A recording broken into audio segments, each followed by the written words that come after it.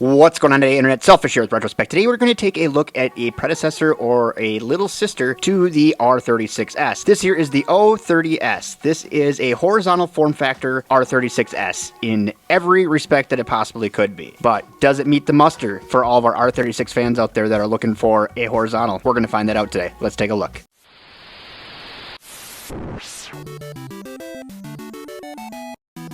And now I present to you the o30S. This here again is the little sister or the horizontal version of the R36S.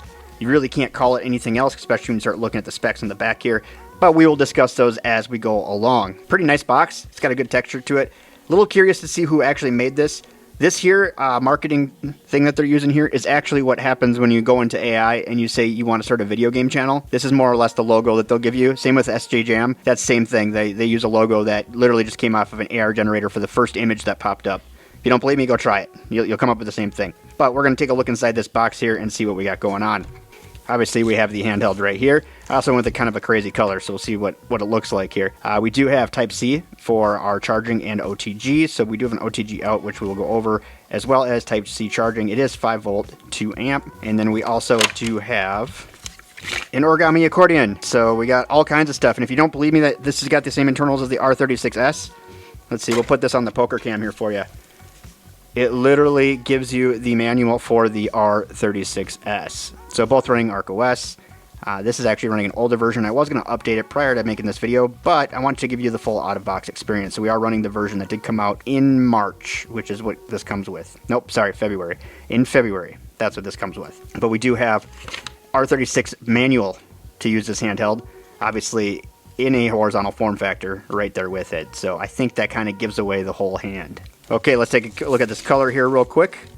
Boom. Okay, so I thought it was going to be like a baby blue in the pictures. I didn't know it was going to be teal, but it could be worse. I just want something different. So I had a lot of orange this year, and then we started with blue, then a lot of orange came out, and then blue, and now we're kind of back into the orange thing. So I thought, man, I'm going to get this like cool new blue color, but it's very teal. Very, very, very teal. I might have stuck with orange had I known that was going to be the case. Guessing we got a screen cover on here. Not the least satisfying screen cover we're taking off this week. We're going to start with the I/O and go on from there like we always do. Right here on the top we do have our shoulder buttons, and we do have stacked shoulders on this, which is kind of crazy when you think that Anbernic as a company just started using stacked shoulder buttons. And this is really loud, and the reason being is it's actually sitting directly on the membrane. So it's pushing down on the membrane versus actually going into the switch itself. So that's what makes the noise there. We do our volume up and down, our power, and our reset button here on the top. On the back we got a nice little canvas here to draw on or put some stickers or something on, whatever you want to do with it. On the right and the left sides, we have nothing on them. On the bottom down here, we do have speaker holes with grates. We also do have TF holes. One is for your operating system, the other for game, and they are well marked on here. We do have an OTG hole for your adapters for things like Wi-Fi. This does come with a 3.5 hole, which is really nice to have a music hole right on here, and then your regular USB-C hole. Every handheld in this category should have a C hole. If you find one with a micro hole, it's probably time to look and try to find something that's a little more updated. And here we do have our start and select. They're just micro switches, not a big deal. We do have our face buttons. They're okay. They have a little bit of bounce to them, but not too bad. They actually feel fairly good. They're just kind of popping. We do also have our D-pad, which has a weird pivot to it. It's missing the post. Usually there's a post in the middle on your membrane for your pivot.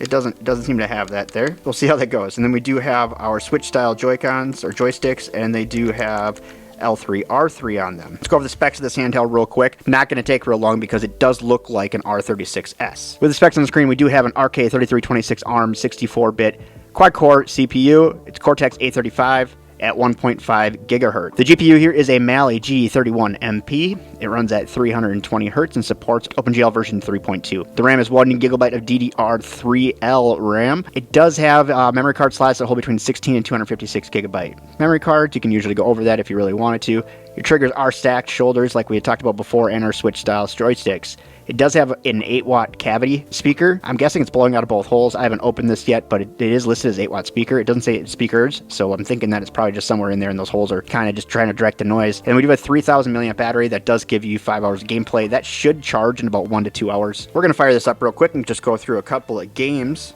Nope, there it is. There's our marketer again. There isn't really a name underneath it. Maybe there is. Maybe I need to put on some glasses so I can read. There is something that it says kind of in the middle there, but it's a very tiny font. So terrible advertising if that's what they're trying to get their name out there. As far as I can see, this was made by Shinjin Tech in something. I'm guessing that's just from the province that it's from, but it could be the actual company. It's probably more or less the province and the manufacturer. It doesn't really give us a whole lot of information on the datasheet for this particular handheld. We are going to see about 20 different consoles you can emulate on here because it is a 3326. You are going to see the same library you do see on the R36S. And the reason why I pulled out RK3326 is this would be your option if you went with Anbernic. So for some reason you don't want to go with Anbernic, you don't like Anbernic, this would be your option as far as in that lesser name branded line. This would be it. Now, you are going to notice some things. They're not the same size. Also, the 35XXH is a little bit more powerful, but you do have some size differences when you do compare. So you do have some things that are definitely going to be a little bit different, but this would be an Anbernic version of a similar handheld. But again, this is running the H700 versus the 3326 that we're seeing here. I was going to jump on some Super Mario World for you to see how Yoshi did the island, but looks like the Mario games, the Super Mario games anyways, were taken out of here. So this is the third game I have tried to load here to do a demonstration for you guys. I mean, we're not going to do a lot because the 3326 is pretty common, but I haven't got any of these games to load yet. Now watch, this one will go. But I did 3. That was my third one that didn't load, so. Now, one thing that is cool about this too, I mean, we're in PlayStation right now, so we can't actually access this, but we do have access to all of RetroArch now. Because this is ArcOS, RetroArch's not locked on here, so you are able to go in and make any kind of changes, add your retro achievements, make any kind of tweaks to filtering, anything like that that you'd like to do. On these particular handhelds, you just have to hit select an X, and it'll go right into the RetroArch menu. You hit B to go back, and then you'll have access to whatever it is that you want to make changes on. And you should be able to do this through the main menu as well, but not all of them are created equally, so I'm not sure if that's going to be the case here, but as you can see, your ArcOS is right there. So go back to the quick menu, we'll resume, and we'll see how this thing plays. I'm not sure how I feel about the speaker.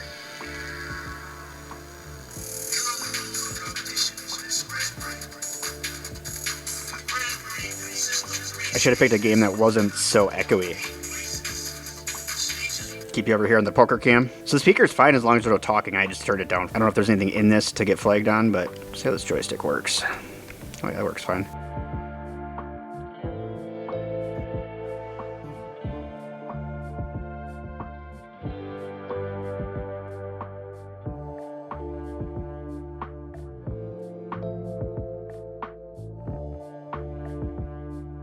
I'd say the joystick works better than the D-pad, to be honest with you, which kind of makes sense, I guess, on a racing game. But I would be curious to know on a fighting game if that's the case, because typically when you have a D-pad like this that doesn't have a good central pivot, you get a lot of false diagonals, which really kind of throws you off.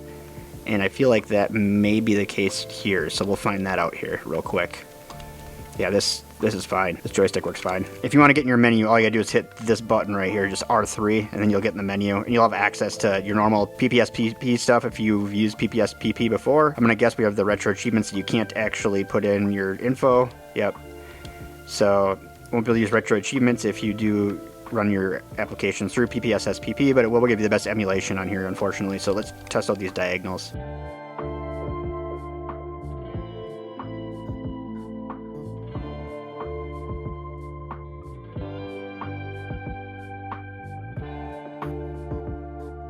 This D-pad is not great. I think you could fix it. For one, it kind of has that issue that some of the old Anbernics had with its false diagonals, but also it is flat. There is zero pivot. They forgot to put a post on the membrane, so it's a clicky button. It shouldn't be like that.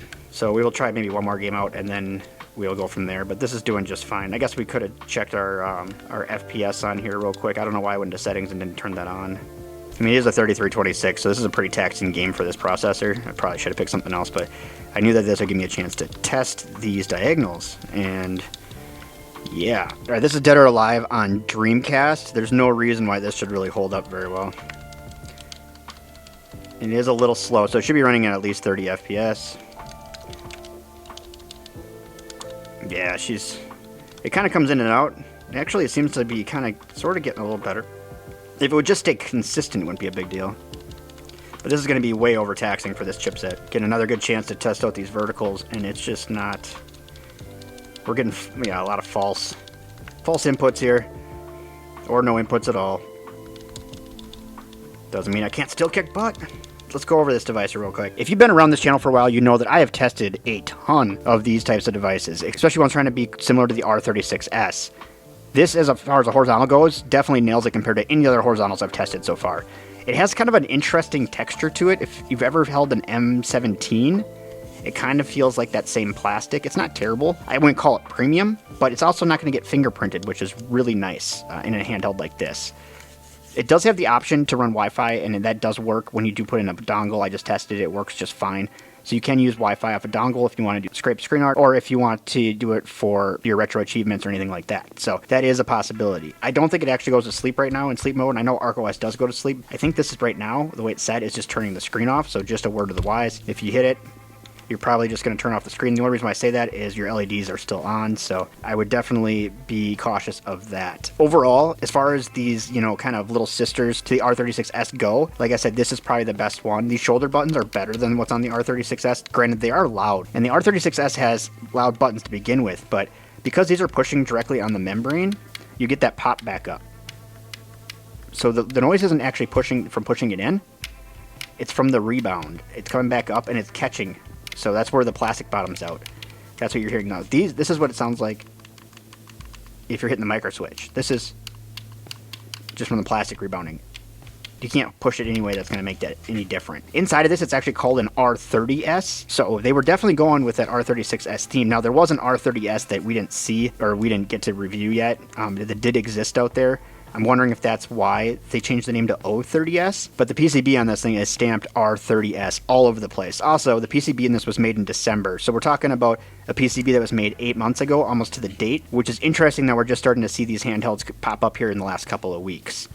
But overall, if you're an R36S fan and you like the way the R36S plays, this plays very similarly to that. If you're looking for something a little better than that, I would personally go with the RK3326 This particular handheld, for one, it's a little smaller for the same size screen. It is a little heavier. It is made by Anbernic. It's a little higher quality though. And right now, at launch, these are about the same price. Now, I imagine that this is probably going to drop about $20 once it's been out for a little bit, because they're going to realize they can't sell it at 50 to 55 bucks. We'll have a link in my thingamabob. It'll go to where I got it from, and they may very well have already dropped the price on this by the time you see this video, but the price will go down. There's no way that they can sell it that when you have the RK3526 just sitting there for relatively the same price. This is a far superior handheld, but this is a value handheld. If they can get it in that value pricing like they did with the R36S, then this is going to be the way to go for a lot of people. So this is going to be something to keep an eye on. If some crazy custom software or something like that comes out for it, I will definitely take a look at it on the channel. Also, if we find out anything else about this handheld that maybe it does something that makes your life better, I'll also put that on here. I may do a breakdown, probably not, but I might open it up and show you guys how to fix this D-pad. But there's so many videos out there on the RK3526,